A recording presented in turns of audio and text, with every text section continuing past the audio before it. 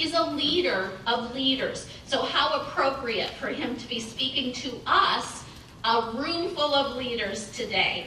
He's also a mentor with the Black Star Project, a nonprofit organization for educational reform in the Chicagoland area.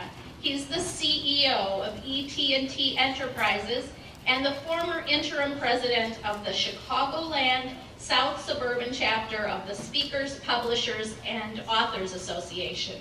And that's a mouthful. He serves on the board for the Answer Inc. and Autism Awareness NPO.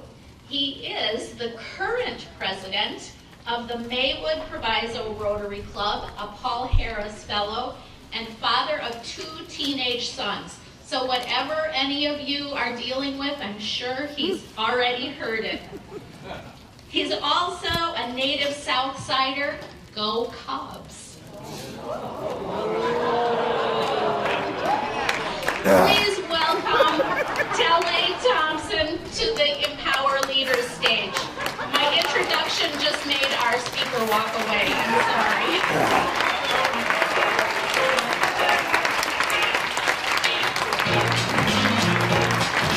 Thank you. Take your time. Thank you so much. Thank you. Yeah.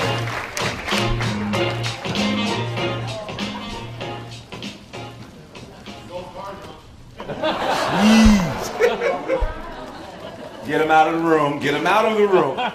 Okay, I've got my clock going here. There we go. I want to be sure that we do things decent and in order. Good morning, everyone. Good morning. It is indeed an absolute pleasure and a privilege to be in this room today. I count it as a blessing, and I don't take it for granted at all. Very grateful for the ability that God has given me. I've been reading a small book. It's not small, but I've been reading a book all my life since I was a little bitty kid, Sunrise Missionary Baptist Church on the west side of Chicago, where I'm born and raised. And in that book, the book says that your gift will make room for you and place you in the presence of great men. And I don't take any of this for granted. Good to see you, Mr. Rifkin. Good to see you, Mr. Pat Meriwether. Good to see you. And my mentor, past district governor, Mr. Jose David Andrews Hutchinson. Can you give my friend a hand, everyone, please?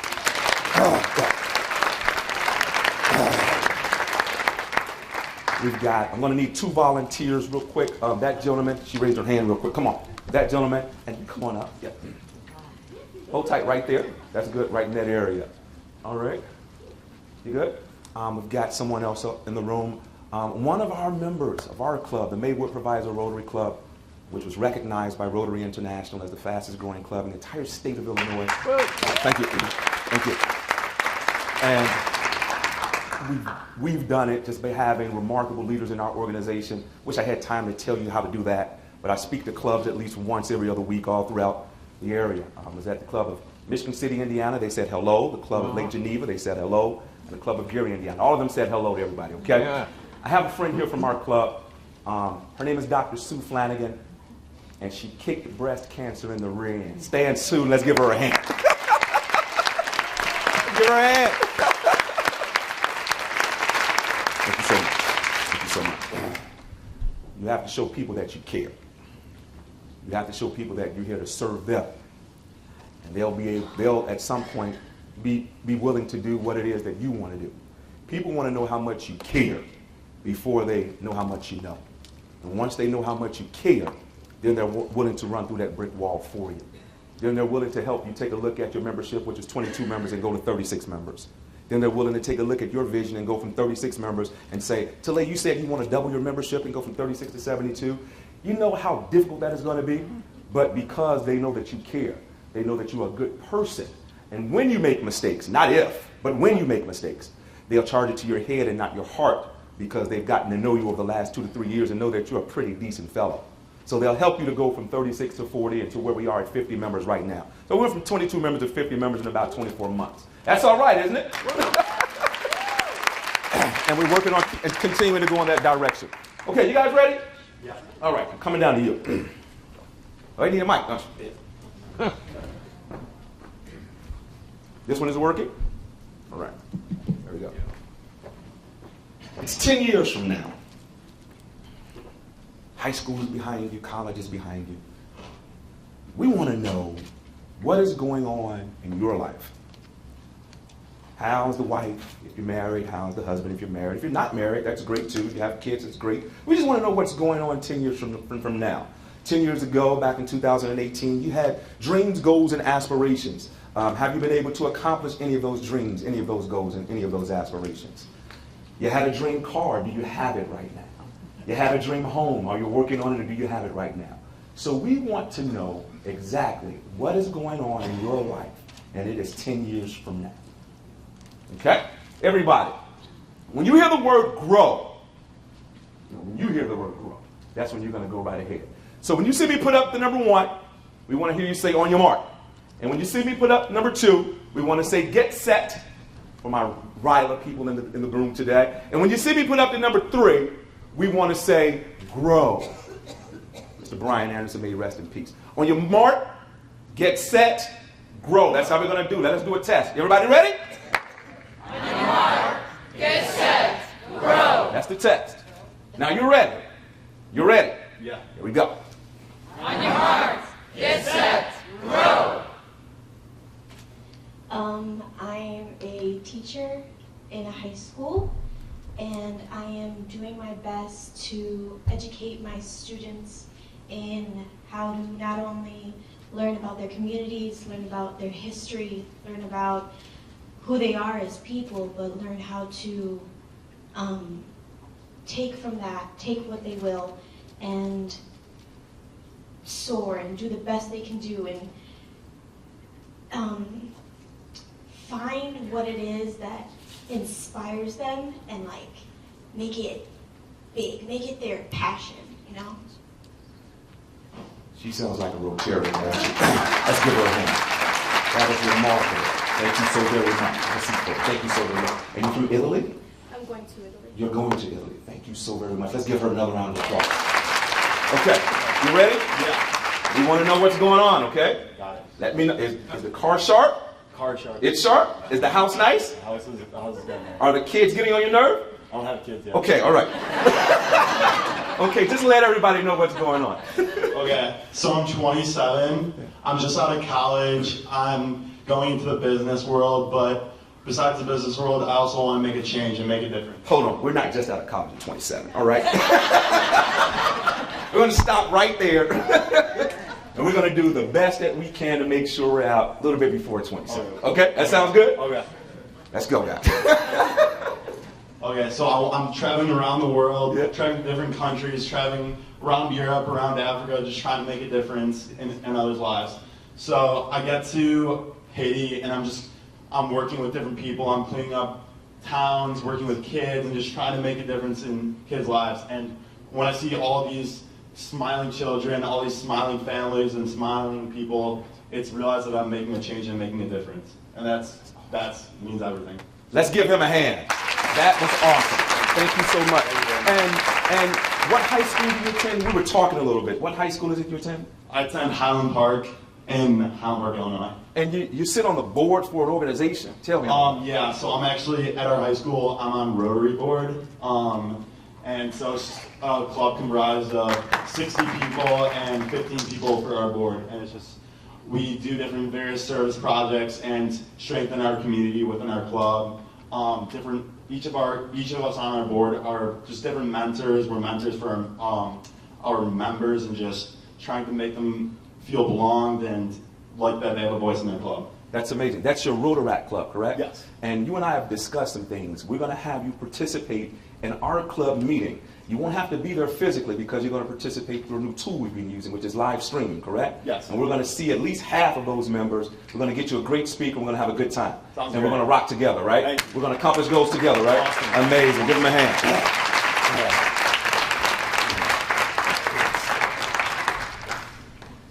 Dreams, goals, aspirations.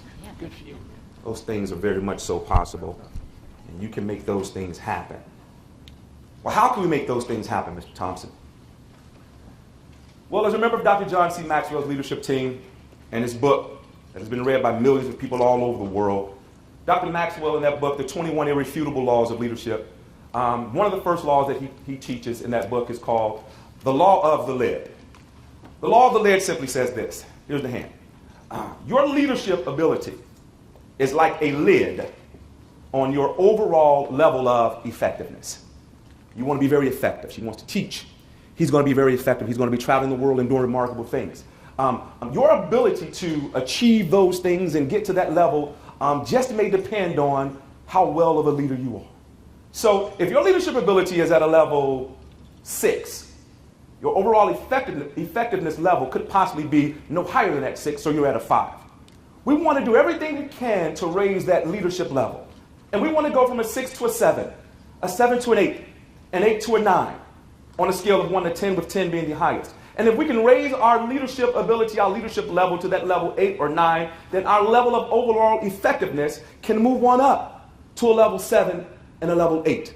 And we want to dwell in that space where we are as effective as we can possibly be. So how do I become a better leader? There are many qualities that are absolutely needed and that are imperative to becoming a great leader. One of those qualities, you have to master the law of respect. You have to know how to earn respect. You have to know how to earn respect from people around you. And you have to do all the necessary things that are making sure that you earn this respect. You have to know how to make sure that you are growing your organization, growing your company through what is called the law of explosive growth.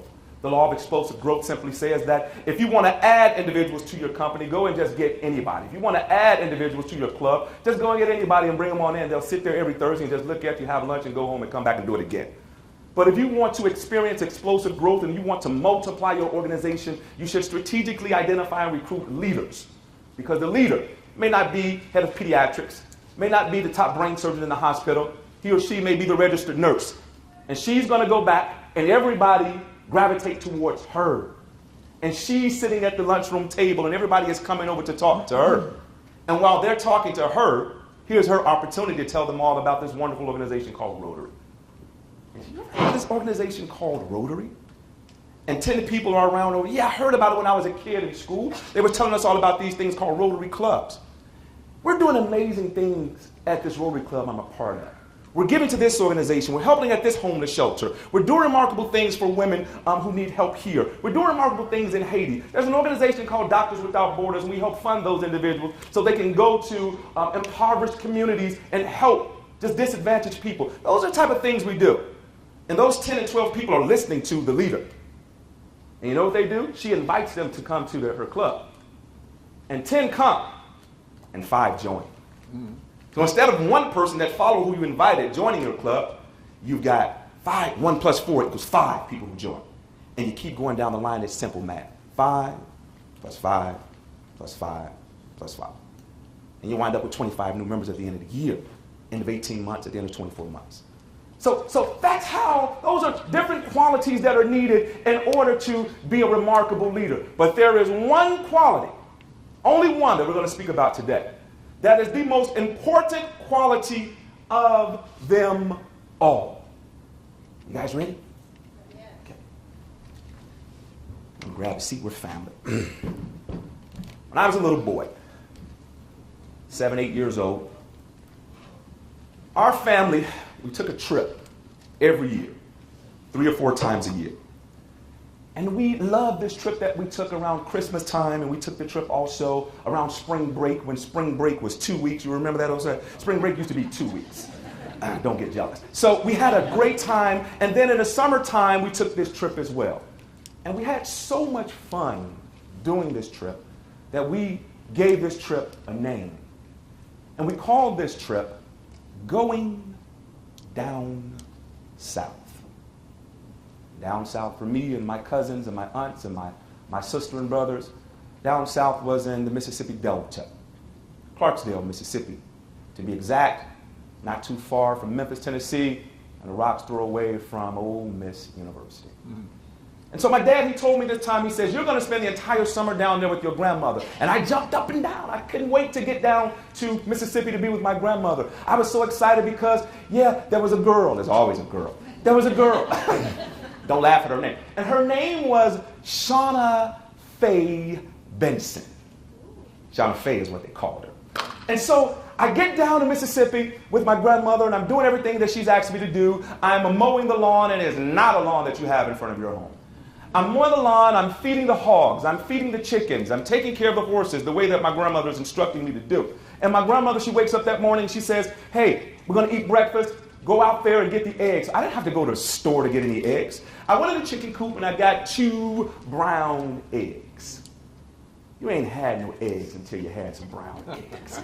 My grandmother got them. She put them in the skillet, put a little pepper and seasoned salt on the eggs. She made these things, and I swear they were pancakes, but she told me they were flapjacks. And I had flapjacks, and I had the most delicious bacon you would ever taste in your life. And so I'm eating my breakfast, and my grandmother, she says, well, son, you've been doing such a remarkable job on this farm today and all summer long. She says, I'm about to make lunch or dinner. She started lunch at about 12 o'clock, right after all my children and right after One Life 2. Yeah, you remember that. So she says, I'm going to make you your dessert. Any dessert you want, you're going to have. Whatever you want for dessert, I'm going to get it for you. So I thought about all my friends back on the west side of Chicago, 4015 West Van Buren to be exact, right off of Pulaski Road, about a half a block off of the Eisenhower Expressway. And I thought about how we played in the summertime. We played basketball for hours, and we played strike 'em out baseball for hours, and we played piggy with the softball for hours. If there are any firemen in the building, please forgive me. And we went to the fire hydrant. We got an old abandoned tire, placed it around the red fire hydrant, found a wooden plank, placed it right in front of where the water comes on, cut the water on, and the water shot up in the air, and we played underneath this water for hours. Don't you do that when you get home. And we played underneath this water for hours. And then we all made it back to my home, on my porch, and we waited for the sound of the ice cream truck. She looked at me, she said, that's all you wanted, some ice cream? I said, Mother, I would do anything for some ice cream. And my grandmother looked at me and she says, well, son, do you want just any old ice cream? Do you want just any old leader in front of you? Do you want to just become any type of teacher? Do you want to just do anything with your life, just any little thing with your life? Or she looked at me, she says, do you want any old ice cream, or do you want some show enough good ice cream? I said, well, Mother dear, I don't know what show enough good is, but it sounds good to me. I would like some show enough good ice cream. And my grandmother looked at me and she walked past the Frigidaire. I said, well, where are you going? Here's the fridge right here. And she walked away. She says, well, son, if you want some show enough good ice cream, I'm going to have to make you this ice cream. And she said, listen to me. Anything in life worth having, anything that you want, and if you want it bad enough, there is a lot of work that you got to put behind it. You're going to have to put behind it in order to accomplish that. There is a lot of work that you're going to have to put behind it in order to become a CEO of one of the top companies in all of America. Did you hear that story? That is unreal. You know how much work you're going to have to put into that? Anything worth having, you're going to have to put a lot of work into it. So she went into her room, she put on her jacket, though it was 99.5 degrees outside, and she hopped in the brown bomber. I called it the brown bomber because it had rust marks all downside it, and I was embarrassed to ride in it. Hopped in the brown bomber, we got on the dirt road, got on the highway, and then we pulled into Piggly Wiggly. You remember Pat, you don't remember Piggly Wiggly, quit that. We got to Piggly Wiggly, and my grandmother, she got the cart, and she says, son, I want you to get a box of salt, and I want you to get a bag of ice. What do we need ice for? You've got to turn this thing from a liquid to a solid. And she says, I want you to get a box of vanilla extract because that's going to give you the taste that you want, and get a dozen eggs because you ate them all up back at the house. I said, okay. We got in the car, we headed home. My grandmother is driving every bit of 1.5 miles per hour. And you're laughing at my grandmother. And we're on the highway, and I look behind me, and there's the yellow bomber. Yeah, I remember the car because that's Shauna Faye Benson's family's car. Yeah, you said that, huh? So I'm in the car, and I duck down in the back seat. There's no way Shauna Faye is going to see me in this brown bomber. And I duck down in my seat, and there she is, beautiful. She's pulling up, and her aunt is driving, and my grandmother, she looked back at me, and she smacked me upside the head. She said, boy, sit up in this car. Shauna Faye Benson ain't paying you no attention. Sit up in this car here. I said, yes, ma'am. And I sat up in the car, and I looked over, and Shauna Faye Benson, she was ducking because she was embarrassed, too. And her aunt looked over at my grandmother. She said, hi, Miss Thompson. My grandmother's mother says, hey, baby. She says, how you doing out there in the country? She says, I'm doing all right. And she says, I'll be out there to check up on you in a little bit. Well, that's the type of respect people had for their elders back then. We slowed down before we just went on past, and we checked up on them to make sure that they were okay. So we got to my grandmother's house. And my grandmother goes into her closet. And she brings out a box. And she grabs the box and sits it on the refrigerator. And she pulls out this wooden container. And I say, well, what is this? She says, this is an ice cream maker. And she sets the ice cream maker down. And she goes and she does her job. She does what it is she has to do. She places all of the ingredients in this container, pot, she stirs it up, she lets it cook for about 5-10 minutes, and she looks at me and she shakes her head and she laughs. I said, well, what are you laughing at? She said, because son, I've already given you the necessary tools and necessary ingredients to be a remarkable leader. I've given you the tools that you need to be a phenomenal teacher. I've given you the tools to be a dynamic CEO. I've given you the tools to be a phenomenal professor. Whatever it is you want to be in your life, here are the tools to make this show enough good ice cream. Now it's time for you to do your work. And it didn't have a cord on it. No, it didn't. She said, you see this handle? You're going to have to turn this handle. And you're going to turn. I said, well, when am I going to stop? She says, when I tell you so. And I turned. And I turned. And boy, did I turn. And I'm sweating at this time. A basketball player from the west side of Chicago. I can't let my grandmother see me sweating, turning this knob here. And so when she turned her back, I switched hands real quick. And I turned. And I turned some more. And I hollered out at my grandmother. I says, Mother dear, is the ice cream ready? She says, it's not quite ready yet. And I turned a little bit more. She's watching all my children in one life to live. And I turned, and my grandmother, she hollered out, and she says, baby, it's ready now. And I said, grandmother, I don't have any cousins here with me. I'm here by myself. It's just you and I, and this is for me. I say, can I eat it how I want to? She says, yeah, I'm too tired to get a spoon. And I just dug in. And my God, the best tasting stuff I had ever tasted in my life. I still haven't tasted anything like it. That was 82, 83, it's 2018. And she taught me a valuable lesson on that day. She showed me all of the necessary ingredients that are needed in order to reach that desired outcome. And it taught me to obtain the necessary ingredients in order to be a phenomenal leader. And I work on it every day. It gets lonely sometimes when you're a leader. It gets very difficult sometimes when you're a leader. A leader sees first, and a leader sees farther than everybody else. You understand what I'm saying? So you know what it is you're trying to achieve, but sometimes people around you, they don't quite know exactly what it is that you're doing. So it gets lonely. And they're going to whisper and they're going to talk. But you keep moving because you've been given the necessary ingredients in order to reach that desired outcome. Well, here's the one ingredient. The one ingredient that is more important than them all. The foundation of leadership is character. You're going to need a lot of that. You're going to need so much of this ingredient until Piggly Wiggly doesn't have enough of this in stock. So I want you to be sure that you obtain as much character as you can. Here it is. I'm going to throw it out to you, and I hope you catch it. We're talented and we're gifted. Everyone in this room. Don't let your talents and gifts take you someplace that your character cannot keep you. It happens every day. Politicians, public servants, doctors, lawyers, pastors. Get where I'm going with that? It happens every day.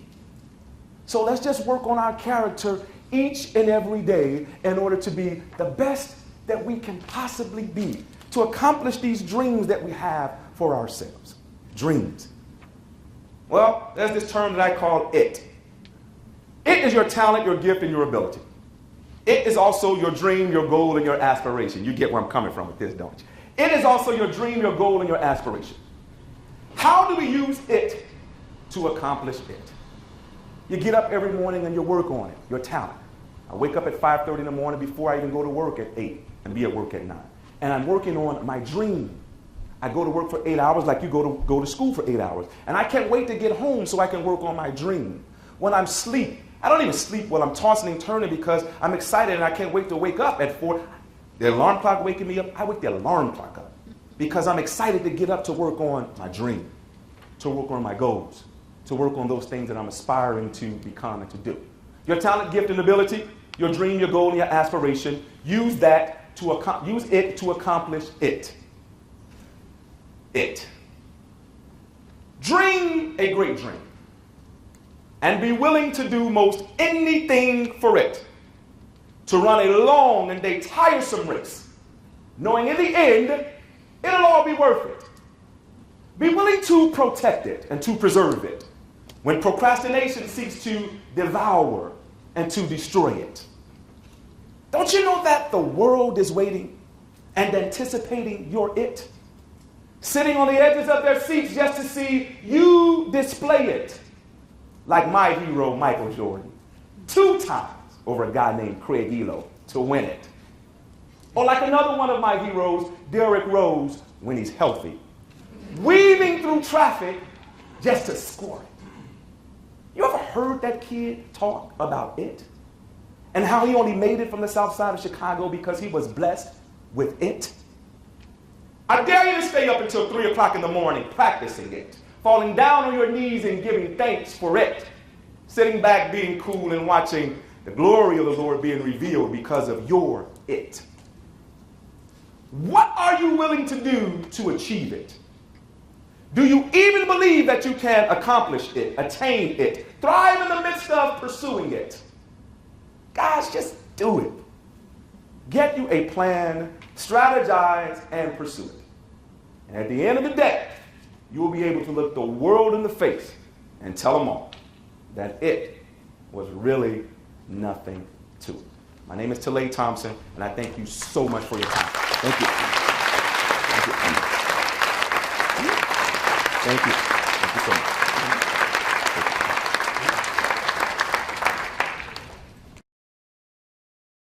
Hey, I was just wondering what your it is. Is it inspiring people, or is it... 5th grade teacher passed the book around to everybody. I need you to read this paragraph, you to read this paragraph. And I read my paragraph, and she got up and pulled me out of the class and says, "You have a remarkable gift." And I looked at her like she was crazy. So I said, "What do you mean?" She says, "You read differently than everyone else." I picked up a Chicago Sun-Times. I just read it every morning. I enjoyed reading it. And she says, "You have a gift for speaking."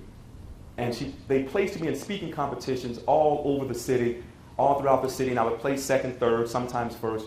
And at that early age, I realized that that was my it, and it just took some time to realize how to monetize your it.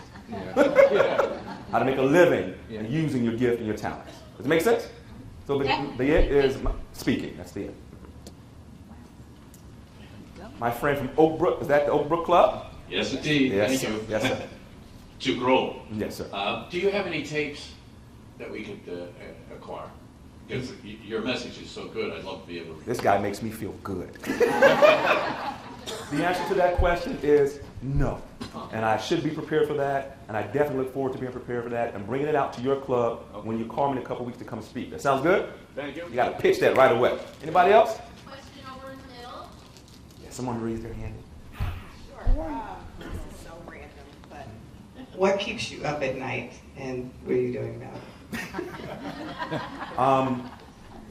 Okay, it's 10 years from now. It's 5 years from now. I can't do it 10 years from now. It's 5 years from now. And Microsoft is called, and they say, "We've heard about you." They shout them an email. "And we've heard that you are just a pretty decent leadership speaker. And we want to bring your pretty decent self out to speak to 1,000 of our employees in Las Vegas. And how much do you charge?" And I tell them how much I charge. They say, "What? Yeah, your check is here." And they fly me out to Vegas, and I'm standing in front of 1,000, 2,000 people, and I'm delivering these messages of leadership and personal growth to corporations all over America. So that's why I'm tossing and turning at 1 and 2 o'clock in the morning, and that's what makes me get up real early, about 4:30, 5:30. Did I answer your question? All right. Anybody else? Somebody? Hi, my name is Brianna. I'm from Oak Forest, Illinois.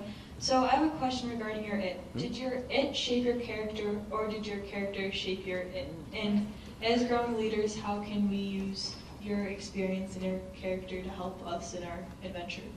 That is an amazing question. Thanks. The answer to that question is, as a young person, I made mistakes just like everybody else. As a matter of fact, from the age of 20 to 30, I abandoned my gift. I didn't even use it. From 20 to 30. And it was about at 31, 30, use your gifts right away.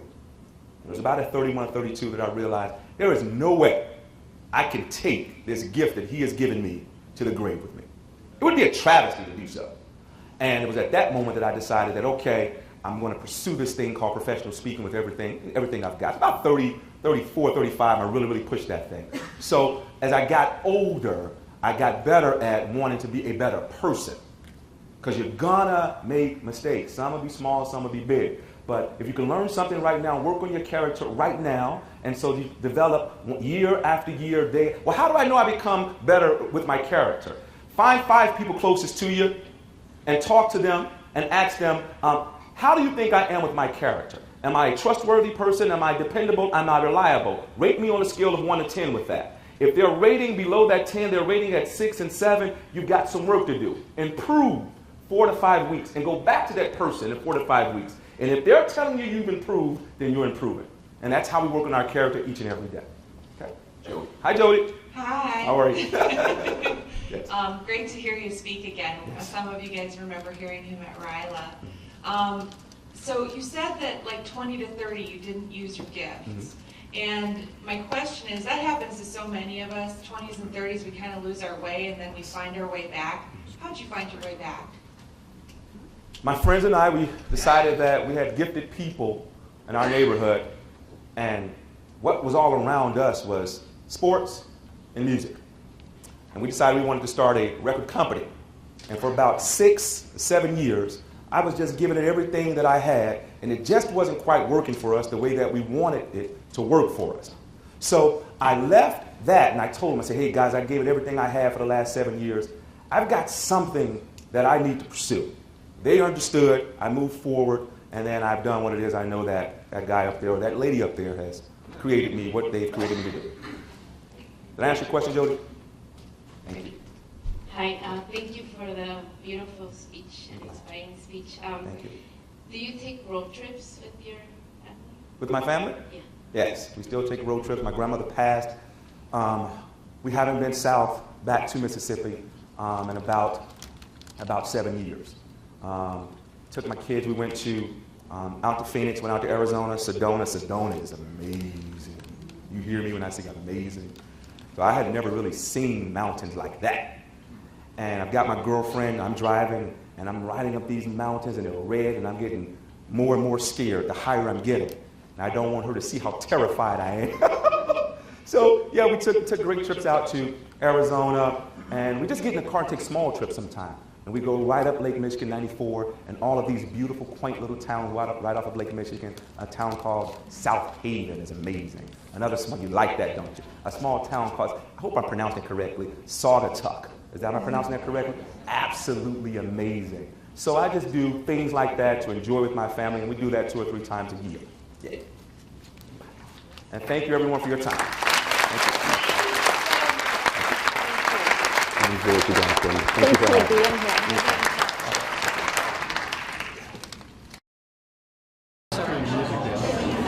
My name is Dorit Byrne, and I'm the retired chairman, CEO, and president of Charming Shops, which is a $3 billion apparel retailer located here in the United States. I had the opportunity today to be at a Rotary conference where I heard Tlaib Thompson speak about leadership, to speak about character, to take those 2 issues and combine them and put them together, to really create the kind of things and people that we all want to be, whether we're young or old or in between. It was an incredible experience, and it's my pleasure to have met him. Hi, I'm Rick Rivkin. I am the past district governor for Rotary District 6440. I'm also the chief executive officer for an 82-year-old family business, Safety Guard International in Northbrook, Illinois. I will confess that I've heard Tlaib speak previously, and every time I hear him, he is inspirational.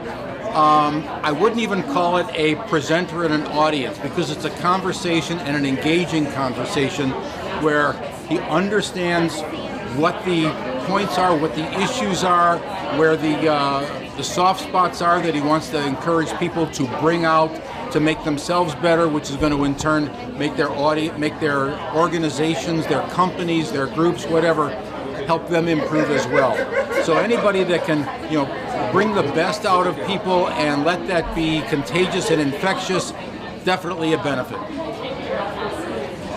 Hi there, I'm Jill Rivkin. I was a guest today of an esteemed past governor of Rotary, and I wear a lot of hats, but most recently I'm a board member of a brand new nonprofit organization called the Gratitude Generation and a blogger about gratitude, and so today I found to be remarkably inspiring. I spend a lot of my time with both my own children and other children trying to build young leaders and inspire children to be grateful and to give back and find service opportunities, and my heart is full, my brain is spinning, and I found today to be a wonderful experience with really remarkable speakers and great messages. I'm chasing my it and teaching children to chase theirs too. How's that?